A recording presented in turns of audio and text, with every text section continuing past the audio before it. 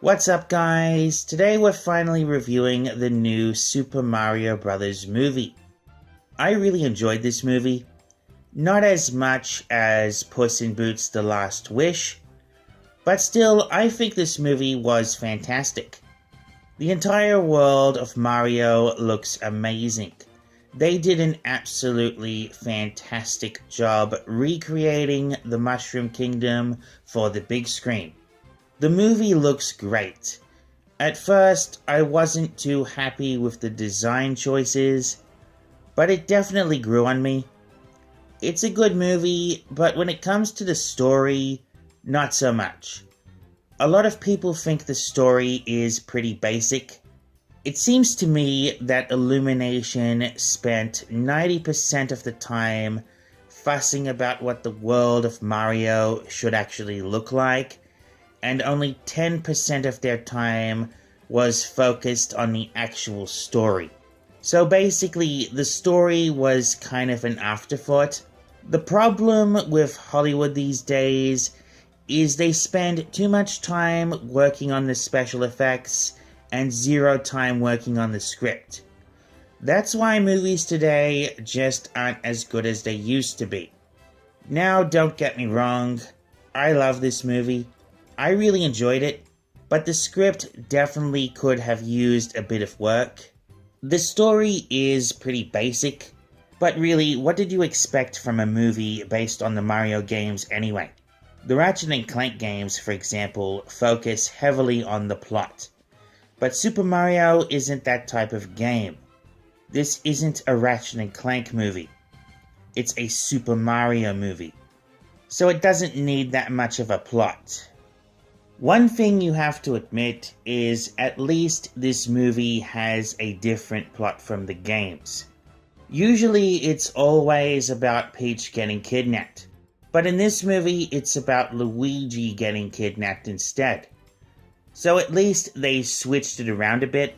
I know a lot of people don't like Luigi getting kidnapped because he's hardly even in the movie, but look at it this way. If Luigi didn't get kidnapped, Mario wouldn't have a reason to help Peach save the kingdom. He wouldn't have any motivation to do so. Obviously, they could make up another reason for him to stay, but why would he want to? He has no incentive to do so whatsoever. The only reason he would want to help is because Luigi's in danger. Mario can't just leave his brother there and go back to Brooklyn. He has to save Luigi. Mario has no reason to help Peach, and Peach has no reason to ask for Mario's help. After all, Peach's plan was to recruit the Kong army to help. Peach and Mario barely even know each other in this movie.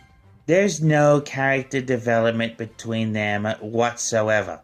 So there's no reason for Peach to ask for Mario's help.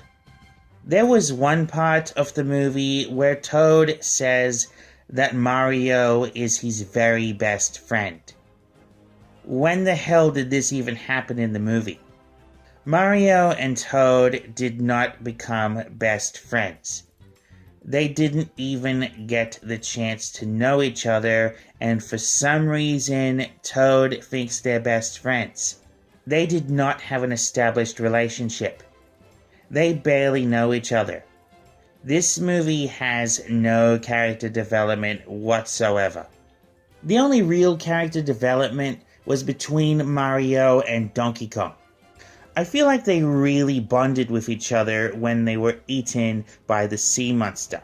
When they first met each other, they weren't really getting along so much. But towards the end of the film, I think they really connected.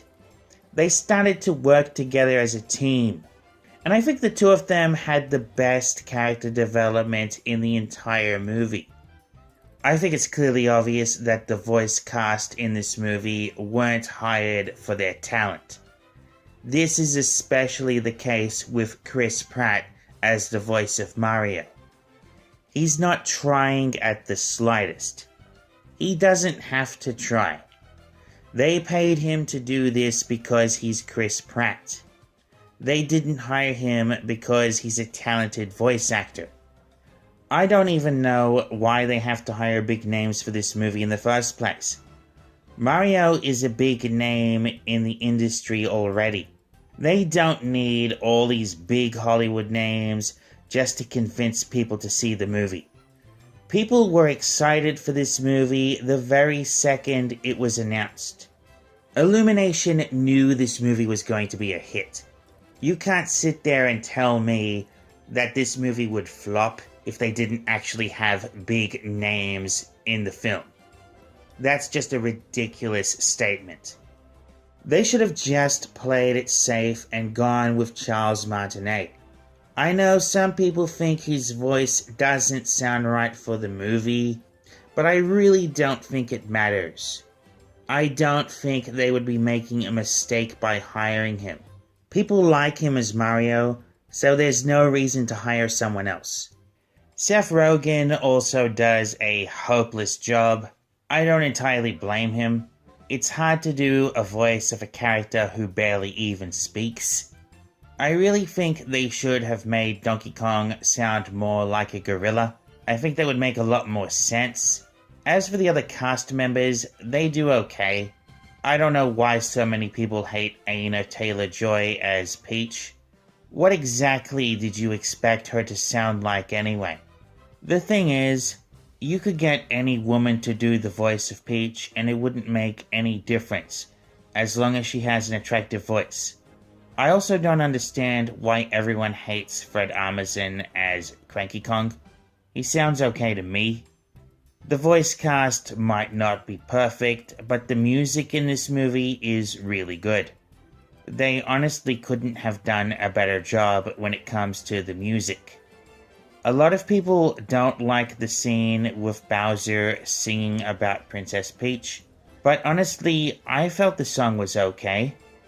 I can understand why some people don't like it, but I feel like the song is a little catchy. It kind of grows on you after a while. The movie might have its flaws, but if you're a Mario fan, you will definitely enjoy this movie. But if you've never played a Mario game before, then this might not be the movie for you. I definitely give this film a 10 out of 10. This is a great film, and I don't really care what the critics have to say. This movie is supposed to be for kids, and if there are some critics out there that don't like it, that's their problem. Well, that's it for this video. Be sure to like and subscribe, and I'll see you next time.